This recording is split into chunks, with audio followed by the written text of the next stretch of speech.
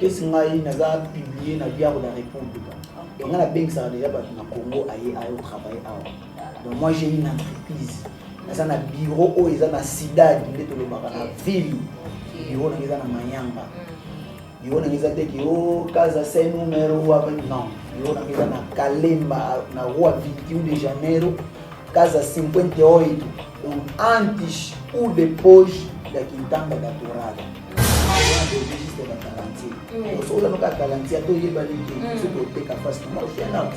Je sais comment je peux vendre la figure de quelqu'un pour lobby, pour découvrir. Pour faire découvrir DJ Belé.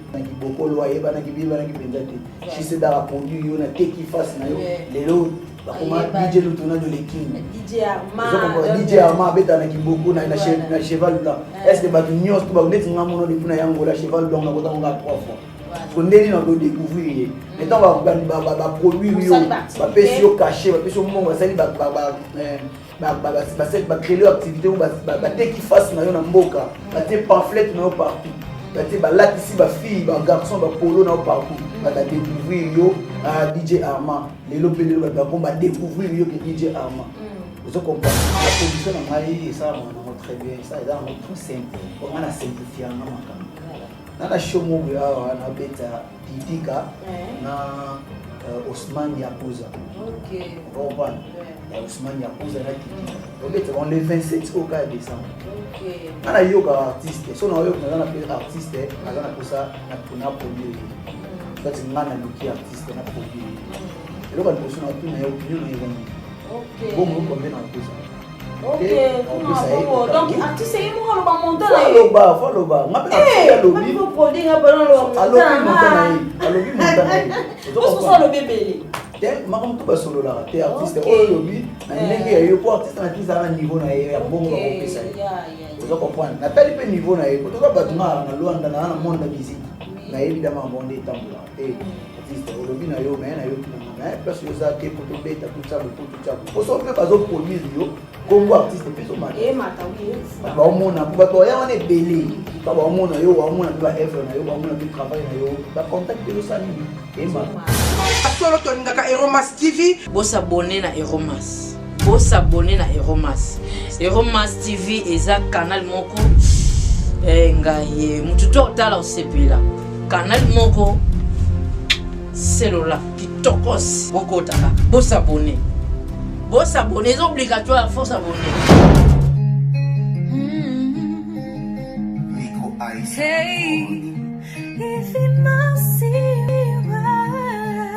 Bonjour, bonsoir, chers téléspectateurs, partout là où vous êtes dans le monde, dans la Pessibinombo, et Zanga, Bino José Mas, ou tout le monde, il y a trop quoi. José Mas, n'a Bino Yé, quoi, non, PC là, donc, Bino Boyebi, Boyebi toujours, autour de la Katia Eromas TV. Hein? Mozambique, bon dia, puisque vous allez, bon dia, botarde, Brésil, bon dia, botarde, bon noite, et ça dépend de ROYO, vous allez, vous serez retrouvé dans l'Amérique, good morning, good afternoon, good evening, good night, puisque vous allez, vraiment merci beaucoup, France, bonjour, bonsoir. Déjà besoin qui a vino.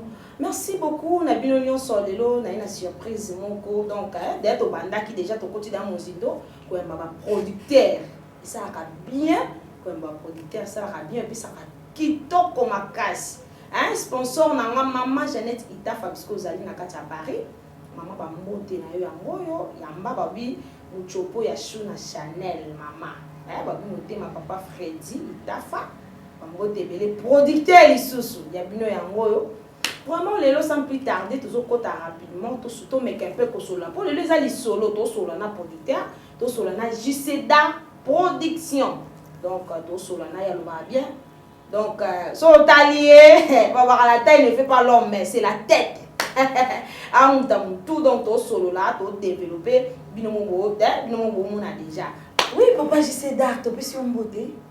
Ouais, je sais Mas. Ouais. Bonjour, bon dia. Ok. Boni ba santé qui mes amis? Ouais, Dieu fait toujours grâce, donc on est là. Ouais, tout le monde a bling bling toujours quoi na kati Eromas TV. Mutema Pembe. Ah ouais. Ça fait des gains. Ok, donc, moi, je suis appelé Mutema Pembe, ma campagne, ça la gagne sur Pembe, donc, ma campagne bien quoi. Ouais. Donc, la moitié de l'homme, même si ma campagne est top. Bon, on a la surpris, je ne savais même pas que dans ça l'émission les lots. Il y a seul. Ok, boulot, on a la surprise, je sais pas. Il y a la scène journaliste autre ouais. Ok. Il y a Kitoko Penzi, ça rappelle des beaux vraiment. Ouais, merci beaucoup, Bandeko Baladi, Visca Bozali, aux JCDA Production. Et Nakatia Genève, Rive Kono, papa, il y a eu un King of de Kimakuta. Donc, JCDA Production, aux Awa. Djenga Samuel Monvier, moi sur la. Kitoko, il y a eu un Genève toujours, de la Genève. Donc, il y a eu JCDA. Ouais. Et ça, on va te dire, on a biso, bazar par-ci, par-là. On comprend. Donc, qui est JCDA? Mais quel est JCDA? Qui est JC? Pour la parole, premièrement, JCDA, c'est un artiste, peintre et graphiste. Voilà. Ouais, on a sali communication visuelle à l'Académie des Beaux-Arts. Donc, je suis artiste, peintre et graphiste. Ok. Mais j'aime beaucoup la musique. Voilà. J'aime beaucoup produire les gens. Donc, ma production de biso, non seulement la musique. Tout ça, avec production, artiste, peintre, graphiste, ou exposition. Voilà. Voilà, maison graphique JCDA et produisant un peu bang. Donc, donc, artiste et comédien aussi. Voilà. Donc, produit bango. Tout ça, nous avons vraiment une entreprise, une agence de publicité. Donc, voilà. Oui, JC Aza Angolais, évolue à Angola, to Aza international, ok na mboka beaucoup à JC, ok na Kinshasa, au à JC, ok na peut-être Libanda Afrique, au à JC ou bien comment? Ouais, JC résidence privée et dans Luanda, JC dans Luanda. Voilà. Avant Petro na Congo, j'ai étudié au Congo en RDC, Académie des Beaux-Arts, c'est Nakini. Voilà. Nakini P. Tout ça, moi, siège na Kini Zali, moi, ma Kangou, je suis na Kini.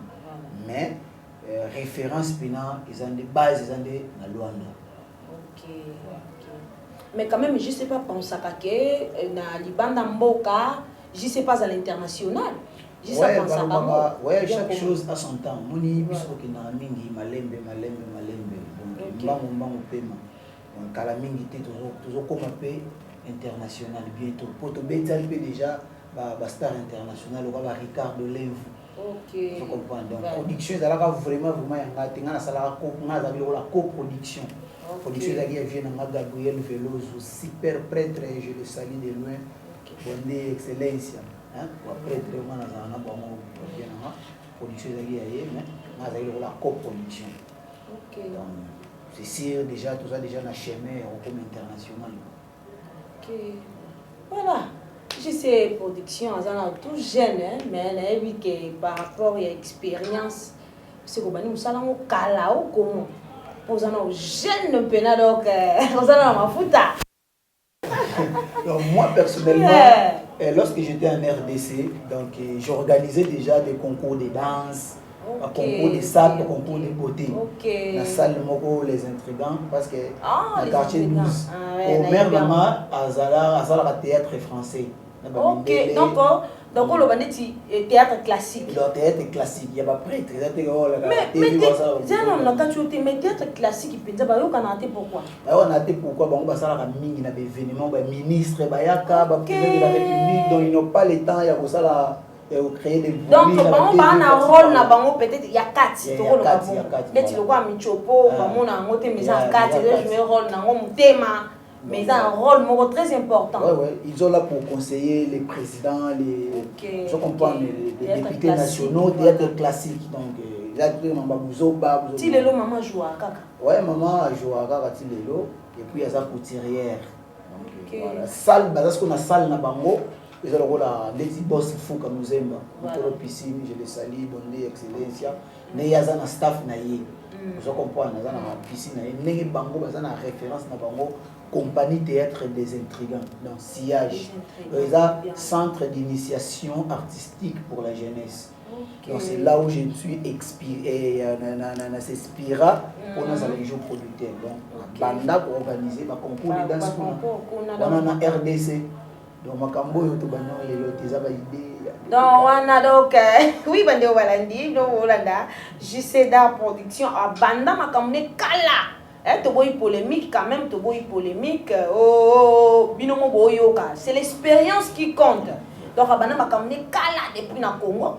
Kinshasa, donc aïe na mosu ana Luanda sous ma soleil vandi donc ya grave. Oui, tu connais pas comment maman?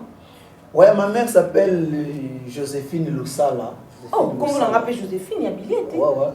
Ok, Chara Nanga, Joséphine Lusala, maman. Je te salue maman, Bissiko Zali. Donc c'est une dame qui a seulement des enfants. Donc moi et ma petite sœur. Donc donc moi je suis le fils à maman. Le fils à papa. Donc moi je suis le fils à maman. Donc moi j'ai grandi avec ma mère. C'est bon alors. Donc nous on a des locaux. Donc JCDA et locaux ya zanango. Production oya salaka. Les locaux on a oya zanango. Les banda des poubou mouana. Donc eza ya makila c'est inné quoi. Donc banda de pas maman. Pour maman déjà ça na nzoto donc ils ubé mwana donc ils ont continué toujours à évoluer. Donc ba makambo grave ezali. Oui, JCDA awa wana kati ya Luanda ozana bayro nini obisika peno si japena malam. Ngai pour misu bataka munoko basala ba production ba produire rabatu bana CHT. Ça m'étonne. Bazara na CHT mais ba misusu peut-être mais toyo kasiko JCDA a na siège na toyo kae. C'est pourquoi Moniki José Mas il y a un journaliste ou des intellectuels là yo.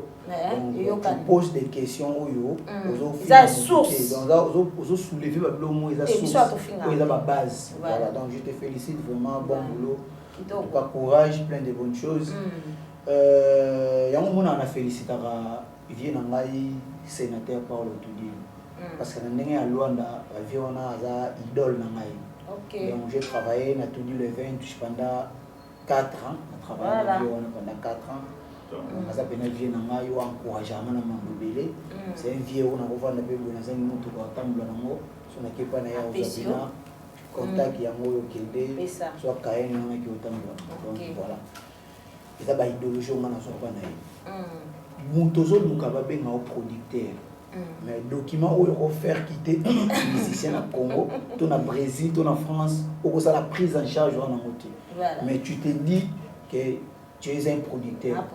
On a fou, on a fou, tout n'a ça bien dit. Vous comprenez? Parce que être producteur, c'est avoir premièrement, il faut avoir un document. Et puis il faut un bureau. Il faut signer contrat, il faut un affiche, il faut un thème, il faut un carim, il faut un logo. Ok, Mboka, il faut reconnaître. Il faut reconnaître. Et si on a publié dans le Diable de la République. Donc on a bien que ça déjà dans le Congo au travail. Donc moi j'ai une entreprise. Dans un bureau où ils ont la Sida, dans la ville. Bureau dans la Mayanga. Bureau dans la Casa Sem numéro non. Bureau dans la Kalemba, na rua 21 de Janeiro. Casa 58, donc antes ou depois da Quintanda da Torada, donc na Mayanga. Você compõe no município de Biona, na Mayanga, bairro Kalemba. Você compõe donc place bureau de JCDA ezali donc tout ils na prince kaka na prince kaka donc za toute place au Bumati donc rua 21 de Janeiro, casa 58, adresse na Mayanga. Ok, vraiment. Je profite, je salue aussi mon vieux, na France, puisque vous allez à Paris. Giscard Ngimbi, mon vieux. Babi Giscard Ngimbi.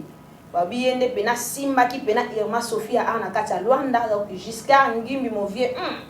Ya yo ya ngoyo babi ya blanc kontona. Ya moko asola bien posé comme na mutute. Donc ya bisiko zali pe ya yo ya ngoyo. Guidil bisiko zali na Katia Irlande. Donc ma petite, où me la libala na yo, monte ma papa prince, vous allez malamu. Vraiment, kitoko makasi na sepe makasi. Oui, producteur. Oui. Par rapport à la production, na bino de bosaka musala. Par rapport à nos produits, nos sala, événements, nos sala. Par avantage ni au bino, bozuaka, au bo se retrouver à nango, avantage au bout à nango, sali musala na yo que musala bo ezalo quoi, wana ton yo ko sali musala nango, le quoi ouvrier, au baba ouvrier mérite son salaire. Donc c'est-à-dire musala ton musala kawa. Avantage ni au bino bozala nango. Musala na yo ya production. Mututu la Bible c'est que l'homme a semé, il est moissonnera. Ok. Donc il y a un commerce dans ça normalement, il y a un commerce. Donc tout ça on a un sentiment que n'a pas n'a abonné puis ça bon on a vu que j'aurais pas de bénéfices donc non. Donc ils ont peine à pas bénéfice non, ils ont peine à pas perte. Mais ce qu'on ligne déjà loko wana, on a une stratégie nango pour réussir. Pour réussir, ils ont petite chose. Ils ont la salle publicité est bien. Et puis, t'es qu'à face artiste. Pour comprendre, faire voir. Moi, je dis, un artiste, mon bébé, moi, on a Genève, je vais saluer de loin. Rive Kono. C'est un grand artiste. Ok. Rive Kono. Natala, la clip, même qualité à clip, même façon de yemba. Et puis, on a une religion qui t'aime. Vous comprenez? Donc, ce qu'il y a en Angola, awa, quand on a un petit concert, et vous savez bien. Vous comprenez? Pour un nini, pour te belé, prester attention et pas naïf. Ok, bâtir peut-être. Parce qu'on est un agisseur d'art. Avant la bengue ça y est, il fait comme il y a parce que ça peut un calendrier donc on a pas un calendrier foyer. Parce que avant qu'on bête ça y est, ils ont c'est un côté qu'a face naïf. Ok. Vous comprenez? Vous savez la publicité naïf. Voilà. Vous vendez pena boina Monique fiche naïf pour que passe le fiche naïf, bah groupe va film, bah zolo de la lisolo naïf, bah vous faire comprendre les bateaux qu'est-ce qui arrive quand vous comprenez? Donc au moins que tant vous avez la pamphlet qui est arrivé naïf. Au moins l'aéroport ils ont la plein. Plein bah il est rose. Au moins na makambo vous ala yo. OK. King of the Kimakuta bi rive ko le papa to c'est la koya na yo. Donc koya na yo producteur déjà ça déjà au bon ça nzela no kitoko. Donc vous allez son makasi donc rive kono mwana poto mwana Genève na nakata Genève donc yé pena so komi nakata Genève au côté rive kono notre papa donc Bisiko Zali rive kono to c'est la koya na yo bientôt là déjà yebi que déjà face no de bandits da côté kama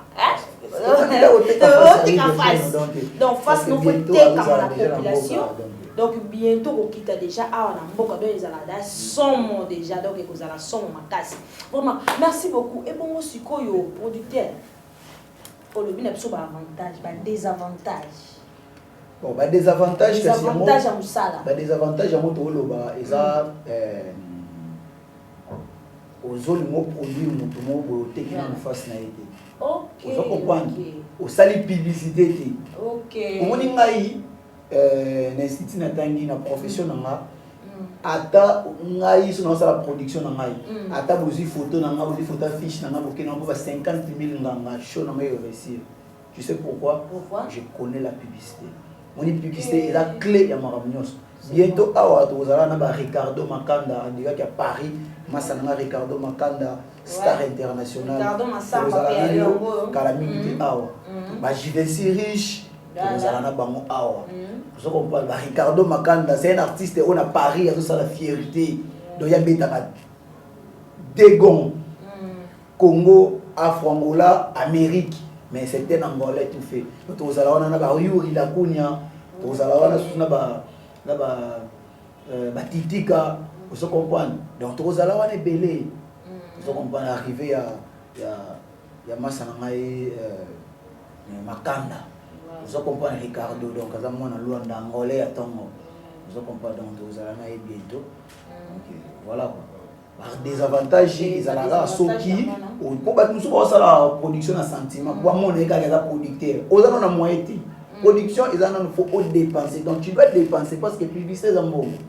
yo za la dépense te oyibiga ki ah parce que mutu musu pe abangani ko dépenser quand même au moins mutu musu amona na dépenser est-ce que zonga donc na osala na kana dans tellement ba ba ni mobo ya mingi te quand même quoi ça quand même responsable peut-être yo za d'éviter je sais mal c'est là entre parenthèses na evi ko bala déjà ouais oui avec combien d'enfants je suis marié coutumièrement je suis père de 4 enfants.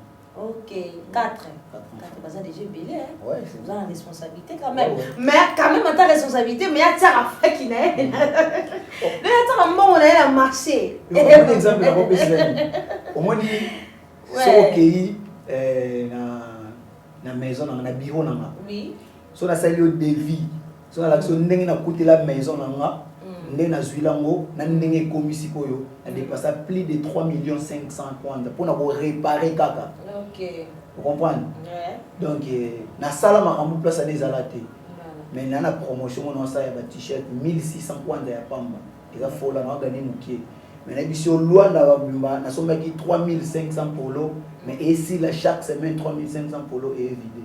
Vous comprenez nini? Pour na professionnaliser qui eloko na bongisi eloko na ngai na dépenser pour aux hommes bien on na sepela na late na yo aussi za nzoto na ote tala na late zona ne ozali ko lata elate na yo ko mo na ke no chat dépenser donc tant le canadien là pour plus valeur bon mon ke et là tu non au fille oh là tu bouda tu te na au kabila ba 2000 ba 3000 alors mo bo ba 1 million ba 500 pour aux respecter na aux se respecter yo moko moni donc c'est pourquoi ngala ba ndami na ba prêtre ngala ba ndami na ba mindeli pour na sala ba publicité ya ba entreprise ba vient na la bango wa joueur ba vient na ba sénateur Paulo Tudilu na ba Serge Tata Kibokolo ba vient na ba Xavier Lopez ba Manu Vaka Fouka Muzemba honorable Mkolo Piscine Gabriel Veloso donc bato nga nazala na bango nazala na ba prêtre ba Ginzambe mutu montre vient nga Ginzambe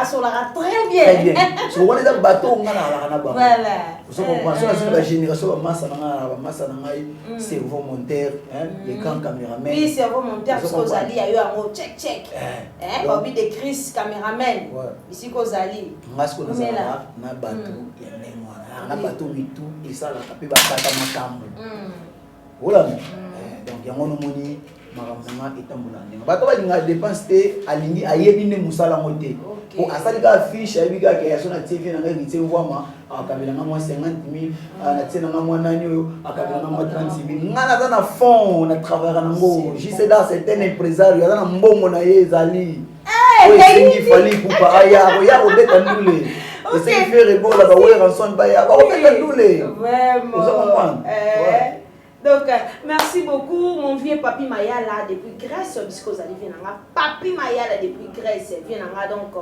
moni ba c'est bien là de na so la ti bezaka yo vient ngo sala petit nazara donc vive puisque vous ya yo ngo umela ya kolega ba bota go bela makasi bobi Santos business mon vieux Santos business puisque vous allez vient ngo sola très bien so monu kara o ya ramba mo petit na ngazandeni kimia.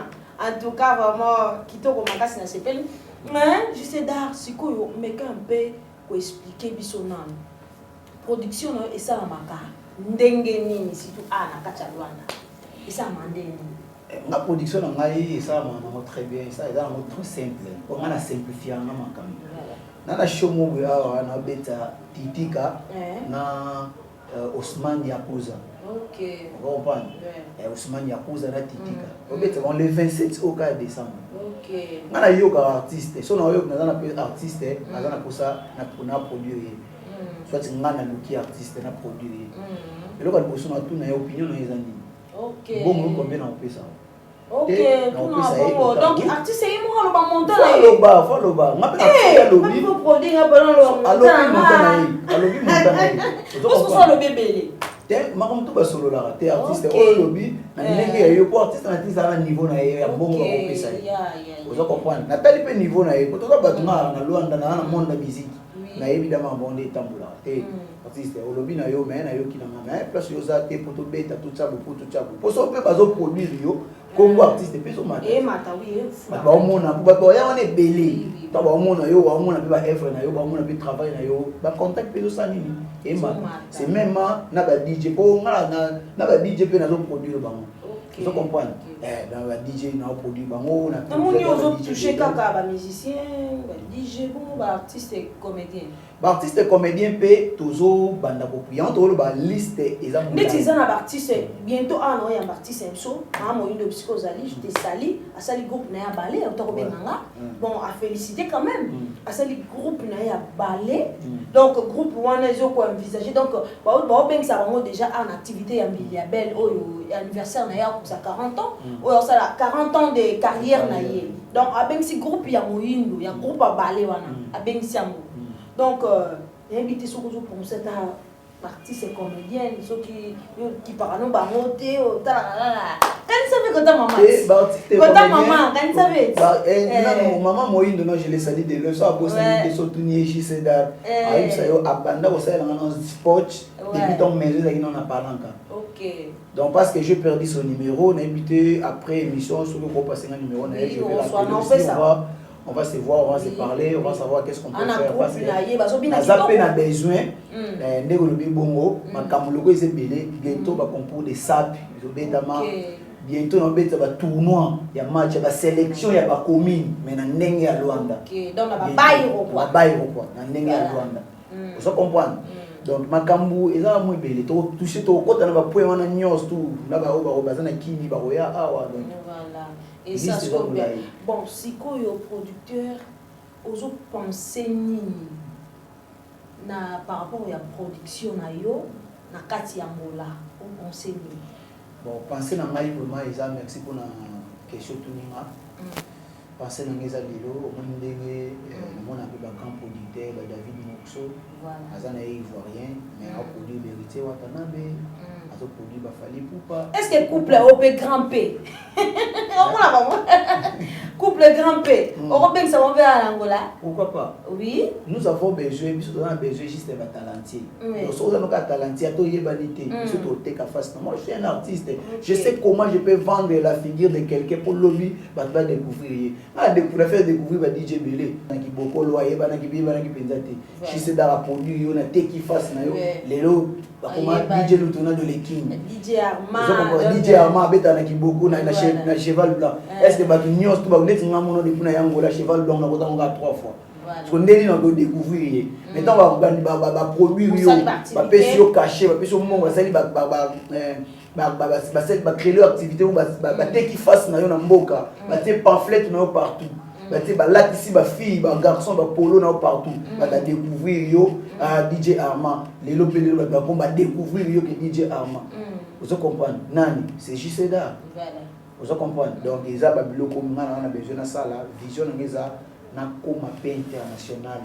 Musicien européen ya Kenya to produire to beti pendule awa. Vous comprenez? Musicien ya Congo musicien ya américain mo boelbe azana ba mbongo ne bele. Pour moi les productions eza kozana DJ ya mbongo et puis eza koyeba ko solo. Comme on appelle boenga un jour vision na la bête peut va fali pour ba kofiolo mi de bientôt ba bête musique là ba bête ba concert ba Félix Oazé quoi mon dieu quoi bongo est grave ouais rançon les rois de la forêt on te vieux à sola non bien parce qu'on parle production et dans des ba vieux na ba ouais rançon ba kofi ba pesa na concert petit na yo petit na biso comprendre production eza koyeba na ko solo là il aura bosso ba ba te moi pour ba ouais ba prêtre ba na ba mbongo. Vous comprenez? Mais c'est un artiste, Moussa n'est moi. Et donc, il y a une chose, c'est masse. On a un artiste dans la table, on a bien parlé, on a bien chantier. Mais ce que nous avons n'a pas pour la couleur, on a dessiné en piano 20 000 comptes, 30 000 comptes. Oh non, il y a Moussa, attends, l'équipe a possibilité. Je dois travailler parce qu'il a travaillé dans la maison. Comme moi, il y a moi et au quota. La maison, on a un carburant, on a le mandat, c'est la même chose, ne va venir dans fallait pour pas et ça te son Jissa Betty fallait pour parce que Jissa l'équipe fallait non. Oui. Vous comprenez? Vous comprenez? Non. Donc va vieux on a ba yebi musique ba bi ko solo là. Na lelo soki nazolinga na sisa no bamakambo nanga naza nango mboka ekoma no stable omona bawela na soi baoya babeta na jc da production omona bafali pupa bavie nanga bakofi olomide mpo nazalaka bamise chrétien ndeti nga naza na président ya bafan club ya quartier latin ndenge alwanda ozo comprendre bamise chrétienne musicien chrétienne kala mingi te baoya mpe bakobeta bapaster Moïse Mbiye mama Laure Mbongo bientôt déjà ozala na biso awa donc ozo comprendre bamike Kalambai ozo comprendre bapaster Atoms donc répétons eza molai donc voilà baoya kala mingi te bakobeta biso tosala makambo te mpo tolakisa bato ke non biso nde te biso tozotravaille nde mpo toévoluer ozo comprendre donc voilà c'est ça quoi sikoyo ndenge na mutuna ono muza opensaka nini est-ce que pensons pe elo mungu epona ba orphelin ouais bien sûr wana kanisa bana eza parmi les biloko oyo etikala nga vraiment triste na national etikali mungu na raisonnaka qu'est-ce que je peux faire pour les orphelins donc eza passé on a vraiment de tous les jours mais on va voir chaque chose à son temps donc nayebi nini na préparer c'est un budget parce que là dans mingi d'exemple ya bien vient na ngai nono mukambu fondation MKS je les salue de loin en direct à Paris donc ça la organisation na yemo boye aida pe ba mama veuve vous comprenez ce sont des exemples à suivre donc là bientôt na banda déjà beaucoup ta makambo ba orphelin ko aider ba orphelin parce que yamoni nzamba linga moni nzamba so apesi pour yo lire yo mo côté apesi pour partager avec les autres. C'est ça, on passe dans notre main en Wana, on a orphelin. Donc bientôt déjà, tout le monde a soutenir le ouais, on a orphelin, donc maintenant la maman Jeannette Itafa. Nzamba pesa mo maswana mutema moko boye ya malamu. Donc mutema ni za malamu. Asunga orphelin. Donc ya zande na kati ya Paris mais dernièrement tout sunga orphelin awa. Donc on a palanka biloko to pesa mapena donc otala pena ke ofeli na wana ya palanka otana masera wana zalaki biloko ebele pesami baloso basukali ba yo moko otala ka masango ba wel pona bana na ba vivre est-ce que koloba nini pona mama en tout cas ça ce sont des exemples à suivre donc ce sont des mamans ba sœurs ba maman oh, il faut leur donner beaucoup de félicitations. Et personnellement, voyage un jour à Goyanga, mais à Sungi. Ça nous non déni. Donc, ça va souvent à Bambo et mais bon ça la moté. Voilà. Il y a un millionnaire mais qui oiseau joana, au Cabrona banana bofé. Ouais, mon c'est une maman, c'est une dame à féliciter. Voilà. Premièrement.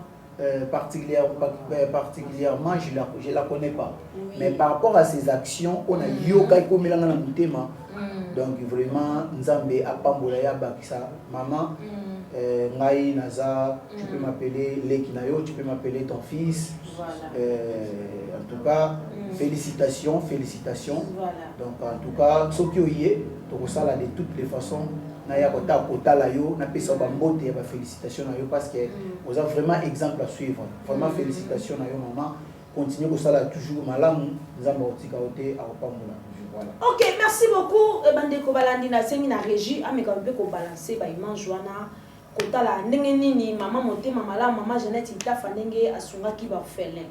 Merci beaucoup. Maman Jeannette Itafa. Yeah. Realmente olha, cumprimento a ela, muito obrigada pelo apoio que ela que Deus abençoe, Deus acompanha ela, que essa doença, esse trabalho dele, que sempre Deus à frente para indicar, abrir o caminho. Estamos aqui, esses 79 crianças, eu não tenho nada, a minha esperança são vocês, né? Alaga moko oyo nzambe apesie biso tosengi merci mpona biloko oyo nzambe apambola ye ayaka lisusu sempre si biso tosengi merci ya sikoyo ndenge osengi merci bongo okoloba susu nini mpona peut-être conseil moko boye songolo mpona mama conseil ya